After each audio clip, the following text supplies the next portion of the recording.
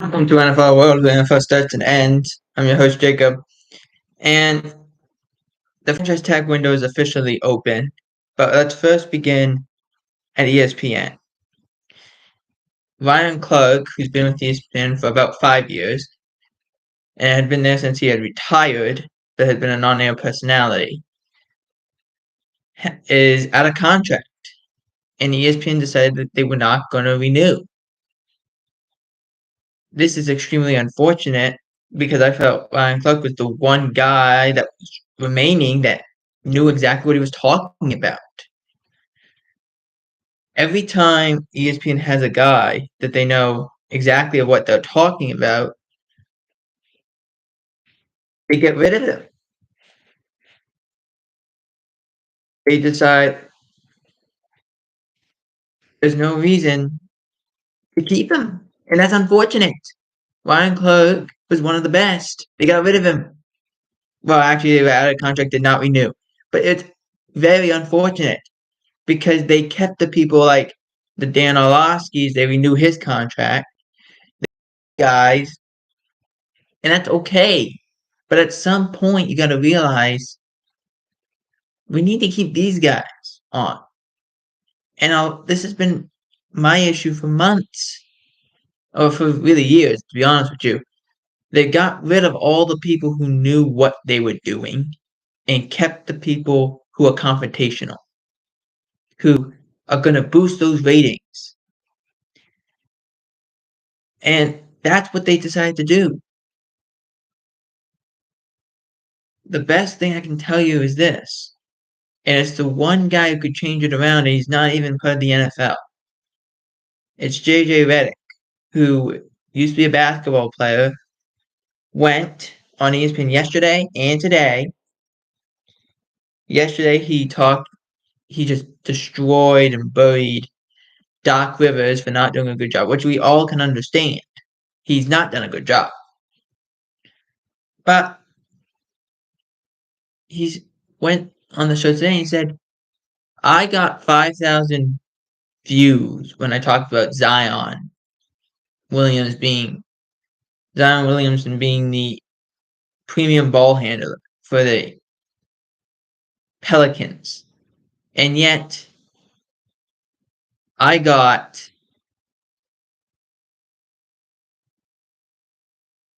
100,000 views for tearing down a guy. It's our job to tell them about the sport, not the players. But why am I getting more views for someone that I'm tearing down than someone I'm appreciating? That's the same thing here. I'm appreciating what Ryan Clark has done because he's not confrontational. He's all about, here's the facts, here's what we're doing, here's the best thing we can do. They got away from that, ESPN. This used to be the worldwide leader in sports. It's not anymore. Just because the numbers say it is doesn't mean it is. The people who actually care about sports are not watching. That's the unfortunate thing. You used to have the people who cared. Now they don't care. That's unfortunate, and that's an issue.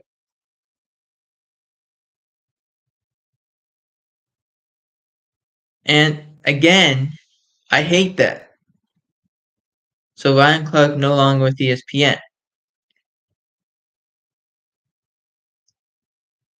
which is sad because he was one of the good ones. But moving to the franchise tag window being officially open, and I don't know if you could tell in the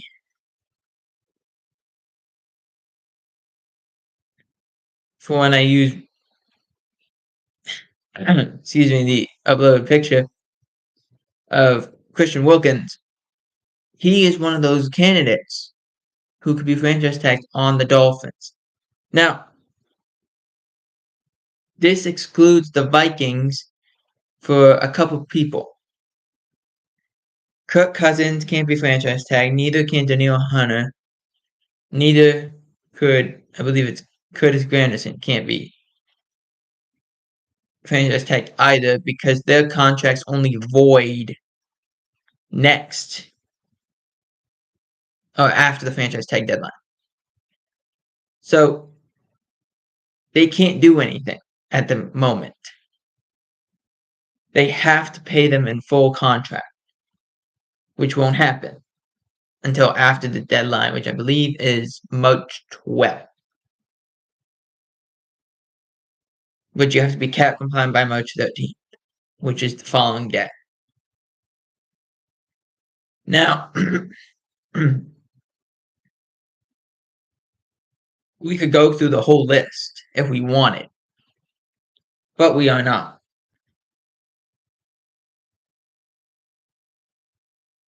The best thing I can, excuse me, I could go through all the candidates, but I'll just take the players who could be tagged that aren't going, and those players that they have here on what I'm reading off of CBSSports.com because I don't have a paper in front of me.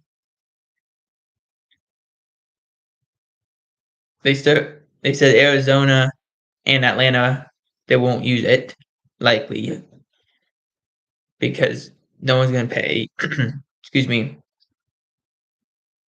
Marquise Brown top money from a franchise. Like, no one's just going to do that. The Bills aren't going to do it either.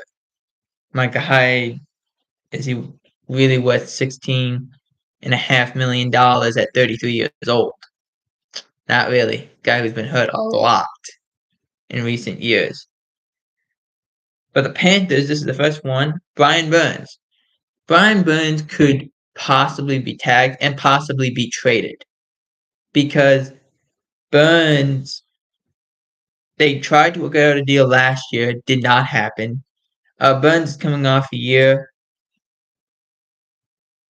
where he finished with 40 pressures, 8 sacks, and 18 quarterback hits, and a pressure rate of 11.1, which is actually really good on a Panthers team that was not. Don't be surprised if Brian Burns gets tagged and traded, in which the team who trades has to pay some valuable picks.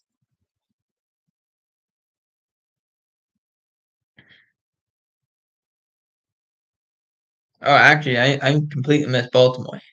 The Baltimore Ravens tag player that they have listed here is Justin Madubuike. Madubuike had a great season. Unbelievable for an interior defensive tackle. He had 13 sacks, a pressure rate of 13.4. He was all over the place. He was a big reason why they were in the AFC Championship game was because of Justin Madubuike. And if he is out there, a lot of people are going to pick up that phone. To get 13 sacks, it's pretty needed. Next up, Jalen Johnson, who's 24 years old. He's been often hurt. He earned second team All-Pro honors. Opposing quarterbacks only completed 46% of their passes and with just one touchdown. And let me see what the number is. What's the number? It'd be about $20 million for a corner. So I could see it happening. The Bears need to keep someone. Why not Jalen Johnson, one of your primary corners? Next up is T. Higgins. T. Higgins' numbers actually went down this year. But bad quarterback play, bad team, just unable to get the ball down the field. I mean, Tyler Boyd had a couple misplays as well. At $20 million, I don't see it happening. He gets tagged. I could see them try to get an extension done, but I don't see him getting tagged. T. Higgins could be a very valuable free agent.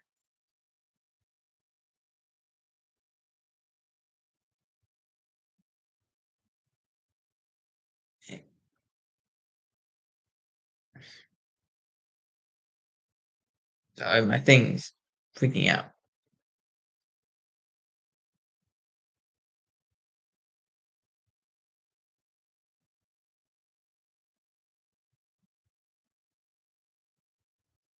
Okay, the Cleveland Brown, it's a none. They have the Cowboys listed as a Tony Pollard. Not going to happen. That the Cowboys are not going to pay Tony Pollard $12 million for the production that he had this year. It's not happening. Plus, it actually would not make sense because they don't have the money to tag anybody right now. They have to go to the Dak Prescott contract first.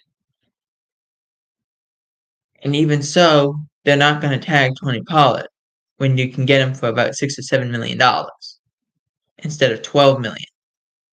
Oh, closer to 12.5 million.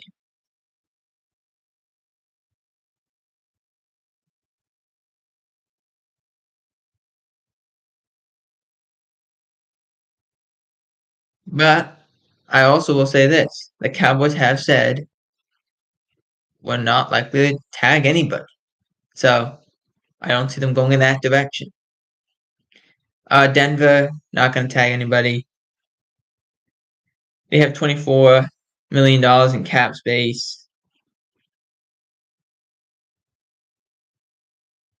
The Lions, maybe Graham Glasnow, maybe C.J. Gardner-Johnson. We'll see. But they have $44 million in cap space. Similar to what they said here, they can get both back for much cheaper. The Cowboys probably have a very similar philosophy with Tony Pollard. Green Bay Packers, they say none. A.J. Dillon did not have a great year. John Runyon was okay. They are over the cap by just $2.9 million.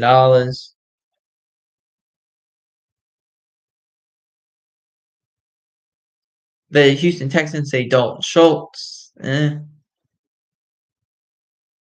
don't know if I do that. Taking him from $6.25 million to 12 million is quite a jump. And I don't think Schultz is as good of a tight end. Michael Pittman for the Colts. I don't think so.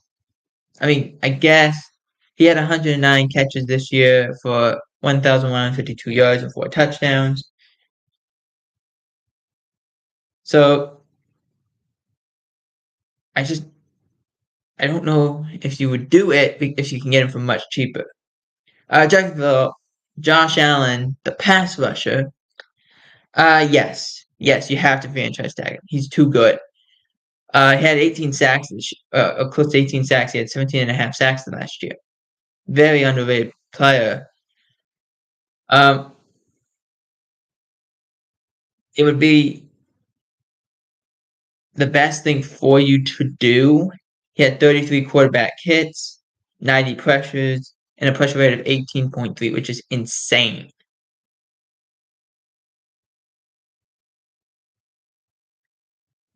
The Jacksonville better get this deal done. The Chiefs, Legarius, let me explain. The Chris Jones one doesn't make sense. Same thing with Mike Evans. Doesn't make any sense. The reason it doesn't make any sense is because the way the contracts were structured for the final year, their franchise tag is actually higher than other players at their position. Unless the positions are grouped in which case it's still higher. So for an example, a franchise tag for a Chris Jones, like Aaron Donald is making $30 million. The franchise tag for Chris Jones is $32 million. The same goes for Mike Evans, excuse me, who the franchise tag for a wide receiver might be $24 million. His is going to be 28. Do you really want to pay $28 million for a 33-year-old? Not really. But L'Jarius Sneed would be a good option at $18.8 million. I could see him want more than that, though. Be one of the highest paid corners. As it was only a 45.2 passer rating against him. He didn't allow a touchdown the whole season and had 2 interceptions. I don't know if you can keep Snead around for cheaper, so I wouldn't try to do that. The Raiders said nobody. I mean, Josh Jacobs had a down year. I could see that, but the Chargers said Austin Eckler. Austin Eckler's production actually was worse than Josh Jacobs' production. So it doesn't make sense to tag it. To pay him $11 million when he's just making $6 million and he has the same production. It doesn't make any sense. The Rams, it's a none. Christian Wilkins for the Dolphins, you must keep him. You have to keep him. He's a key part of your defense. You have $51 million over the cap. So you gotta kind of move people. That's unfortunate.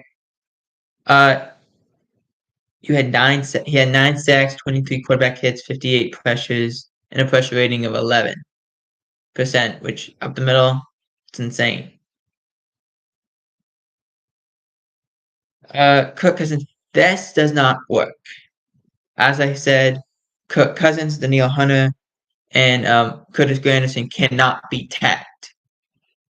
The contracts void out after the deadline, so they can't be tagged. Doesn't work. Plus, Kirk Cousins is put in the mindset of I can get a 4-year deal completely guaranteed, when Justin Jefferson is definitely going to want to get paid this year as well. The Patriots, it's a none. Their options are not great. Kyle Duggar is probably the best option. That they really willing to pay him $16.25 million. What about Hunter Henry at 15.5? Trent Brown isn't worth 19. So I think the Patriots have $66 million. Let's see what they do. The Saints, it's a none as they're $83.7 million over the cap. The Giants, I don't think they'll franchise Saquon.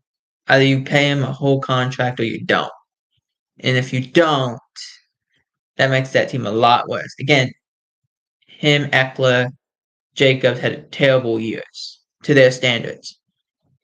Eckler and Jacobs had a 3.5 rushing yards per attempt. And Buckley had 3.9, so not much better. The Jets could franchise tag Jordan Whitehead. I don't know if they want to do that. They're only $1.7 million under the cap, but I think a lot of these teams are going to sit by. The Eagles, you can bring back Fletcher Cox and Brandon Graham at a cheaper price. Will they bring back Swift? Who knows? They had $19.9 million in available cap room. The Steelers, they're $13 million over the cap, almost $14 million over the cap. That doesn't make sense to do something. The 49ers only available free agent really that they would be willing to tag would be Chase Young. For $20 million, nah, I'm good. You're $12 million over the cap, but I'm not paying Chase Young $20 million. Seattle, they have Leonard Williams. I guess he was very impactful, but I would say Jordan Brooks would be better than Leonard Williams. Just a sec.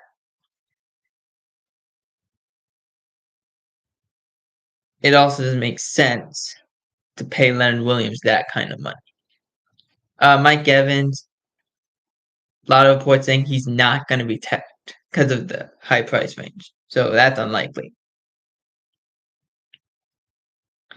Both the Titans and Commanders, it is a none, as Derrick Henry won't be tapped, more likely. And to finish this off, there's three things. Two are pros not expected to retire, both Tyron Smith and Kerryon Armstead are not expected to retire. And the Bears are fielding calls about Justin Fields. They have the number one overall pick for the second time in 2 years. Now they start this whole process over again of, do we trade Fields and draft a quarterback with our number one overall pick? Or do we trade the pick and get more pieces around Fields? Those are the questions you hit at this time of year.